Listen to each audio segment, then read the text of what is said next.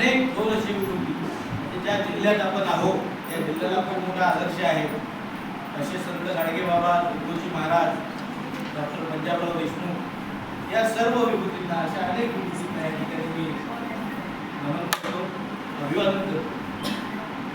खरं म्हणजे आजचा जो हा संस्था व्यवस्थापन प्रशिक्षणाचा भाग आहे हा काही एका दिवसाच्या प्रशिक्षणाचा भाग नाही, हे पूर्ण दिवसाचं प्रशिक्षण आहे. परंतु हे फक्त प्रोजेक्टमध्ये किंवा योजनेमध्ये जबरदस्तीने घ्यायला सांगितलेलं सुद्धा नाही. पण या ठिकाणी आजच्या कार्यक्रमाला जे अध्यक्ष आहेत सुजाताताई गणेश, वसुंधरा शहर संघाचे अध्यक्ष आहेत, त्याच्या अंतर्गत आपले संघ आहेत. सोबतच त्यांच्या सोबतीला वैशालीताई दुर्दळ सचिव आहेत अमरावती शहर संघाच्या, आणि बऱ्यापैकी इथं अमरावती शहर संघ आणि वसुंधरा शहर संघ या अंतर्गत येणारे गोष्टी.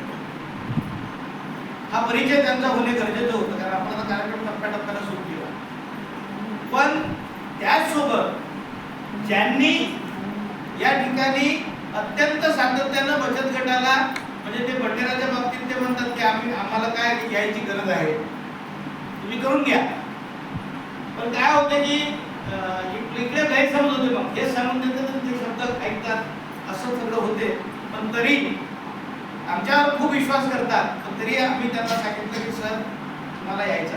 असे माननीय भूषण बाळे सर आमचे मार्गदर्शक, माझे मार्गदर्शक सहकारी आणि आपले व्यवस्थापक, ज्यांनी PM स्वनिधी आणि या सगळ्या गोष्टीचा भाग, आणि सातत्यानं ते बिझीच असतात. कधी मला असं वाटतं की घरी गेले तरी त्यांच्या डोक्यात येऊनच असतात दोघेही. तर असे प्रफुल्ल ठाकरे सर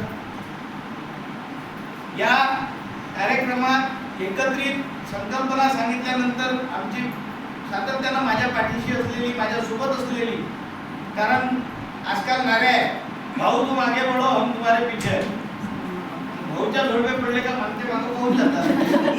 पण भाऊ तुम आगे बढ़ो म्हणण्यापेक्षा भाऊ तुम आगे बढ़ो हम तुम्हारे साथ है असं म्हणणारी आमची भगिनी रेणुका कापूसकर या ठिकाणी तुम्ही सर्व तळागाळातल्या वस्तीस्तर संघ तयार केलेल्या, या ठिकाणी असलेल्या नसलेल्या सर्व पदाधिकारी, सर्व वस्तीस्तर संघाच्या सदस्यापासूनच्या पदाधिकारी, 20 संघाच्या पदाधिकारी या ठिकाणी आहेत.